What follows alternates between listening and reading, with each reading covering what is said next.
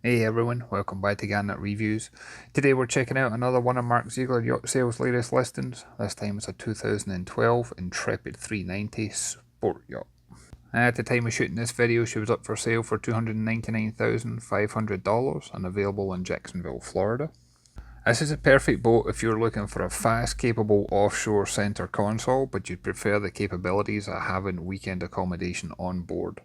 Very few boats can combine the both the way that this one does.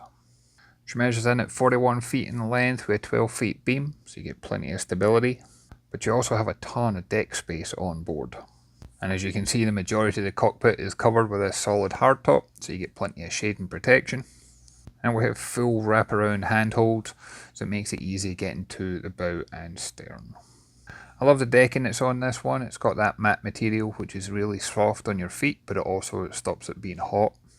You got side door access to both port and starboard. This is great not only for fishing, you can land a catch that way, but this boat's also capable of being used for diving.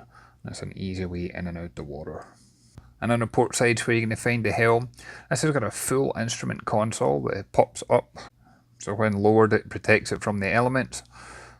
But you get twin multifunction Garmin displays, you got your autopilot, you got your VHF radio, all your full engine instrumentation and controls. And this one's even equipped with thrusters to make it easier for close quarter manoeuvring. Down below we've got what looks like something out of a James Bond movie, but that's just more controls for your electronics and electrics. And then in front of the helm we've got an outdoor seating area, and these seats are really comfortable to sit on. They're also long enough that you can lay out on. You get wraparound protection from that little visor. That will help reduce the wind. Remember, this one's powered by triple Mercury 300 horsepower, so it's 900 horse, and in the right conditions you'll easily get over 50 miles per hour out of this boat. Those engines only have 631 hours on the clock. And as well as having storage under the seat, you've also got this large section here that's insulated and self-draining, so you can fill that full with ice, either for drinks and refreshment, or for some of the catch that you bring on board. And notice that the seats can also lock into place, not only to stop them popping open while you're underway, especially at speed, but you can also lock this too to protect your personal belongings. And then as I make my way around the deck, I love how much handholds there are on this boat. Obviously it's easy to do in the marina, but imagine it's easy to do as well while the boat's underway. And the bow is designed to give you plenty of space for more fishing, but it's also capable of having a large sun pad on the bow too. And for those with more cruising in mind, this one is equipped with an electric windlass. The windlass can be operated here at the bow, but it can actually be operated at the helm. And as well as having a windlass up here, we've also got a very deep anchor locker. That anchor locker is deep enough, I would imagine you can keep a couple of fenders in here, as well as all your bow mooring lines. And as I pan round, I like the fact that this one's got a low air draft. That way you don't need to worry about bridges having to open and close every time you want to cruise.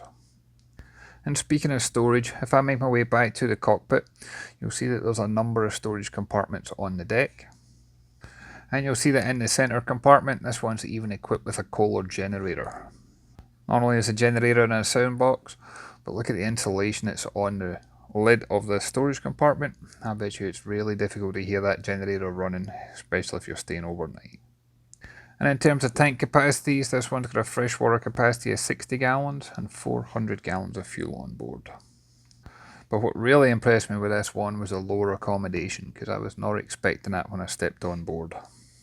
Down below there's plenty of headroom. I'm 6'2" and I had no issues. You got an oversized double berth on the bow. You got a sofa down here. And this is kind of like a pull-out sofa bed. If you notice underneath here, this will expand out, so you're going to easily sleep 4 adults down here. And this is fully air-conditioned. You'll see we've got storage drawers underneath the main bed. And I like the fact that all the storage on board's got that push-button lock mechanism, so nothing's going to open while the boat's underway. And that push-button mechanism can also be seen when accessing the main control panel. This is for your shore power connection, your generator connections, all your AC and DC controls. We've also got hanging locker space in here. And then all around the accommodation, you'll see that there's more storage options available. There's also a good amount of natural light in here from the different opening hatches and portholes. There's certainly plenty of artificial light too. There's more portholes behind those curtains on either side of the main bed. Large opening hatch overhead for fresh air and ventilation, and I hope you never need it, but it's also a great emergency escape should you need it. And then we've got a really well equipped galley in here for weekend cruising.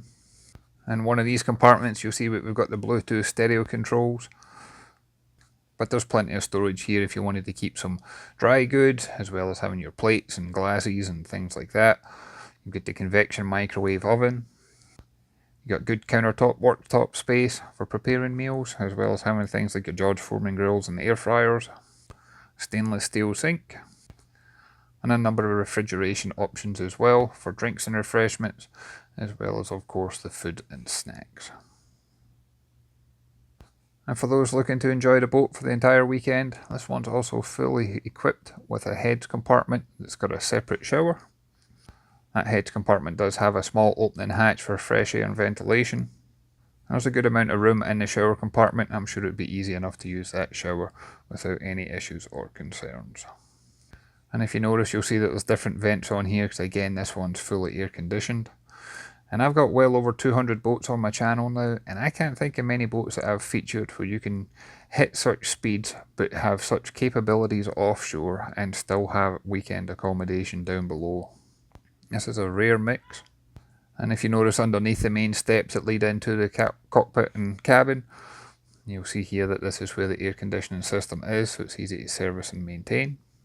And overall this is just a rare find. I'm sure it's going to grab immediate attention for Mark. But as always, I'd love to hear your thoughts and comments. If you haven't done so already, if you can leave a comment down below, if you can hit that like and subscribe button, it really does make a difference. And I look forward to catching you on the next one. Thanks everyone.